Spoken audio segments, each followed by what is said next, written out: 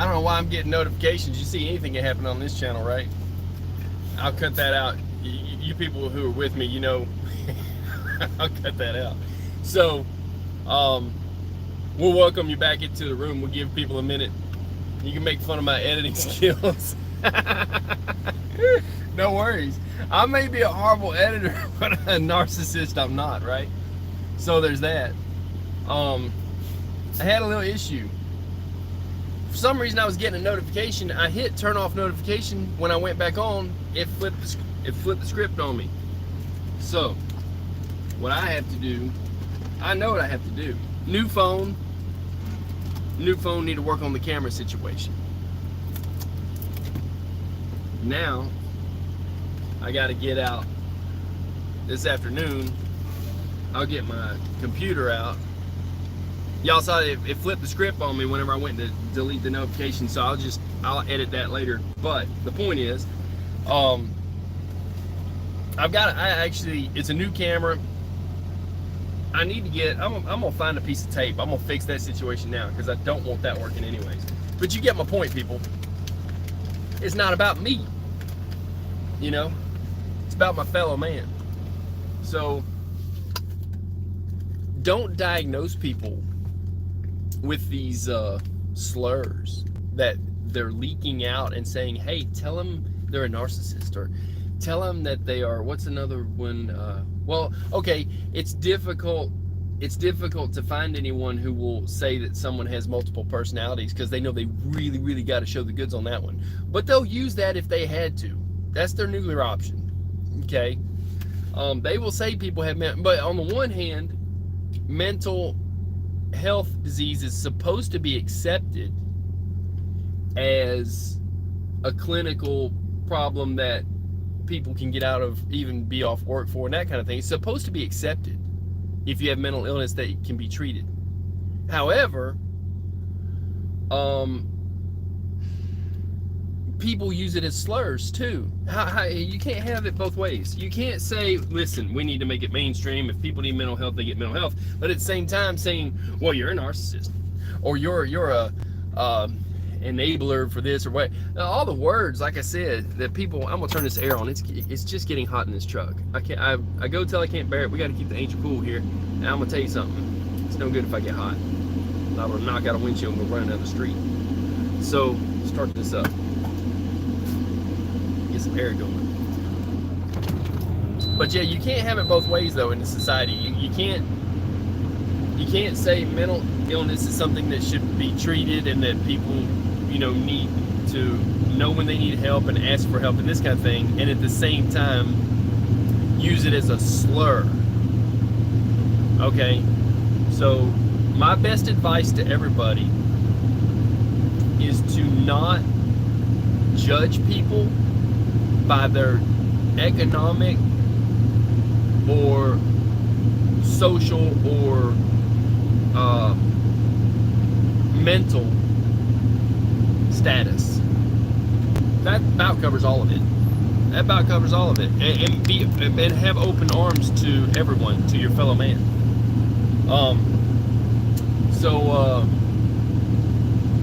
And I'll chop up that other one. Like I said, I'll edit it. This could be part 2. I don't mind. I'll be here for another good hot minute, and this one won't be cut off. Sorry about the cut off. I'm gonna cover up the camera here. I was trying to just kind of not have the truck run and sweat it out. That didn't work so well. So let me see if I can find that tape. That's what I need. I've got tools. Now, oh, here it is. Here's 8-count tape. That's no good. That's double-sided. I'm getting a toolbox. There's no doubt, because even the tools I have with me need to be in a box, a better place. Now I need to find some tape. So if anybody wants to make any comments though about what I was saying about the narcissism and all that mess, it's all just hateful. If you're spreading hate, you're doing the devil's work for him. Just like how God needs you to be his hands in the church. While I'm looking for tape, I'm saying. The devil needs your hands to do his work too. Don't offer yourself services to his bad work. You're inadvertently doing his work whether you know it or not. If you're calling people, clinical psychiatry names. And so, but like I said, there's some spiritual guidance people on here that some people need to listen to. It can make them a better person. It can make them better understanding of the world and how they react to it. Because just like this day, I'll tell you something. I feel like I'm yelling over this AC, but God made this day. Who are we as people to say this is a bad day? Now, I have said, hey, look, I'm having a bad day. But then you have to realize, wait a second, who am I and who do I think I am to say that something God made is bad? All you have to do is stop and say, wait a second.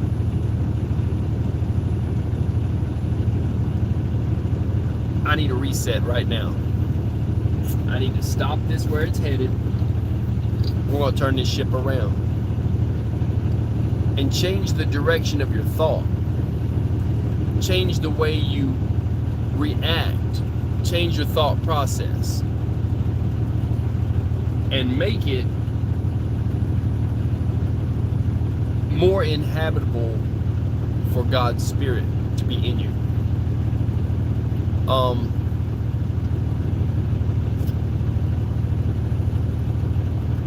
Surround yourself with good people. Make friends, especially in this crisis. Find out who your neighbors are, who your friends are, and it's one of those things where if someone works hard in their garden, don't say, well, who does he think he is doing that? That's his thought. That's why is he doing that? Well, it's probably because the food's going to feed a lot of other people, not just himself. If they have the nicest yard on the block and they work hard trimming it up and all this stuff, don't look at them. Who do they think they are having the nicest? Well, they worked hard at it. They absolutely worked hard at it. Don't hate people, especially those that don't come from money and have 15 gardeners and this and that. Don't hate people who work hard and accomplish something. I don't know if there's a psychiatric term for that, but you don't have to be that, and you're not that for life, so don't be that at all. Just don't be a hater. You know, like they say, haters gonna hate, potatoes gonna potate. Don't be a hater. Don't hate. Because just like I said before, if you're hauling acid in a tanker, eventually it will destroy that tanker and you'll have to have another tank. Eventually there'll have to be repairs because acid eats every container that it's in, period. Okay? It eats it from the inside out. Hate does the same thing in people. It eats you up on the inside.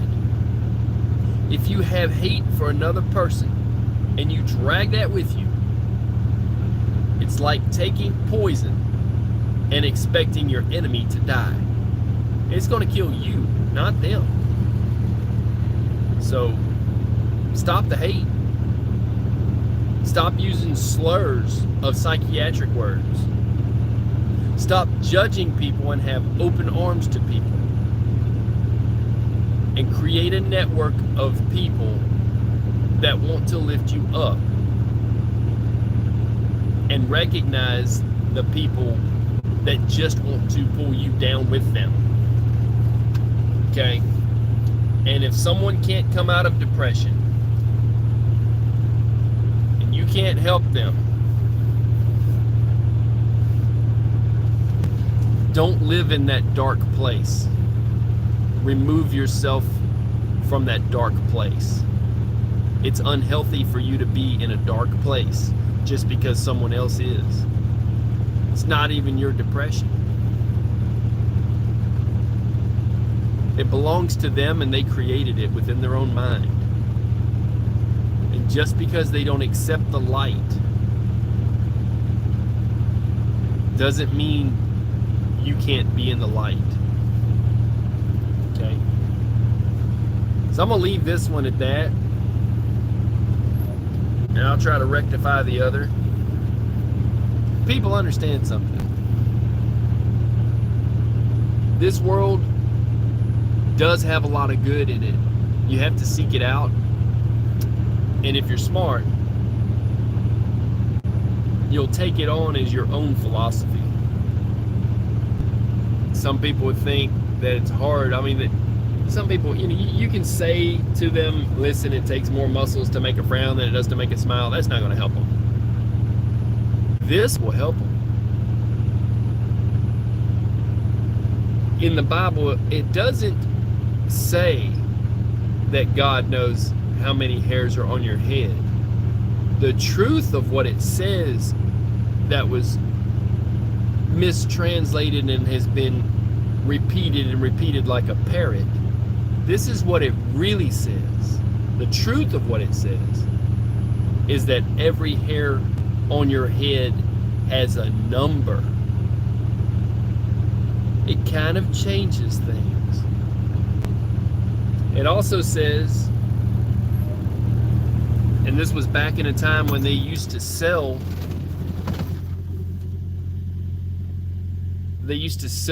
these small birds like doves. Well, some of them, they sold at the temple too.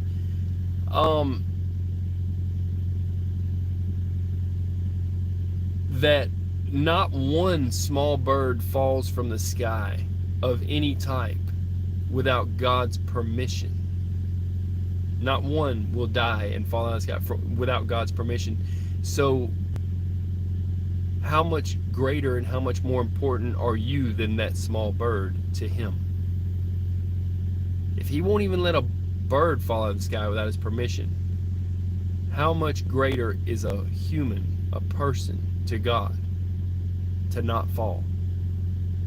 That is the truly the most uplifting thing you can tell somebody. I mean, telling somebody to turn your frown upside down, that doesn't help so much, but explaining to them how much they're cared for by God, not you, but God, that's the most uplifting thing you can do. Now, will it drag everybody out of their dark places when they get into depression? It may help. May not work. Some people are bound and determined to go to a dark place and they own it, like a hotel, and they have every room in it, all the dark rooms, and there's plenty of room for you too. And they will hate you for your happiness. If you wake up and you're happy, regardless of your situation, broke down, walking, they hate me. People like me. Depressed people hate people like me. But I worked hard for everything I have, and I still don't have much, but I've always had my happiness. I had my happiness when I was homeless, when I was destitute. I praised God the whole time. Then I learned about the story of Job. They have no love to give, it's all hate. So, don't be a hater. If you have depression, get help for it. Your help for your depression is not dragging other people down. That's not going to help you. You may have been doing it for a long time, but that's not helpful to your situation. Telling them how it's so bad for you and making them sad for you, misery loves company. Okay? You need to realize that you can affect other people, and it's bad. Get help. There's crisis hotlines you can talk to. There's people you can talk to. Even a psychiatrist that'll just give you names and say, oh, well, you must be around a bad person, right? Like that bad person that gives out water to people. That bad person that, who does he think he is buying all that stuff? What does he need 2 backpacks for to give to a homeless person? Why does he need a tarp and a sleeping bag? Where's he going camping at? It's so they have a place to live. You know? Why does he need tent bags and paracord and tarps? You know? He's got all that money for that extra stuff. So, I think I covered everything in the title. Don't use slurs, even if they're psychiatric terms. Don't bring other people down into a miserable pit of darkness. Don't hate people that are not in that miserable pit of darkness. Don't be an outhouse psychiatrist. Nobody wants that. And welcome people with open arms. You know, take all the hate, negativity, all the everything, set it aside. Would it kill a person to open their arms to another human being on this planet? Like I said about Adam and Eve being homeless, we're all on this same home that is our planet.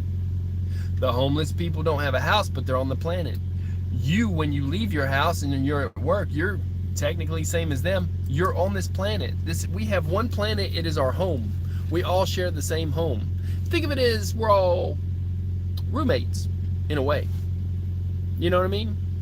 We all have this same home. You're no better than anyone else. No one's better than you. We all die and they put us in the same box, in the same shaped hole. Some people have grand monuments erected to themselves. MacArthur had one. Maybe he even deserved all that stuff. Some people would say that he was a narcissist for having all that stuff. Even in death, I guess, right? Well, is it wrong to want to put up a statue to say what you did? I don't know. All of the emperors did it. They also made grotesque and bad statues. Does that make them a narcissist, everyone?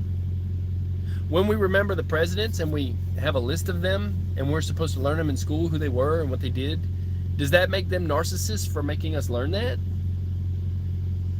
So see, that term is so broad and so encompassing that it swallows everyone, even leaders, it doesn't matter. It encompasses everyone. Just like all of the other slurs that they have in the book on psychiatrists' office bookshelves. I see nothing that comes good of diagnosing a patient if you cannot cure the patient. So if you can't cure someone, don't diagnose them, because that makes them think they're that way for the rest of their life and that they're stuck there, and that's just who they are, and that's all they're ever going to be, and they're never going to be anything else. Done. If you can't cure someone, don't diagnose them. That goes if you're a doctor or a psychiatrist or anything else, or just a person, especially if you're throwing out slurs. So y'all stay safe. I'm gonna get off this thing. Know who you are. Know how this world affects you. I'd say go in peace. There's not a whole lot of peace. There's peace in some places. Be good to everybody. You know, help each other out. And put a few too many waters in your cooler, and you might find that it's not too many after all. With that, I'm gonna get off this thing. I'm out. Peace.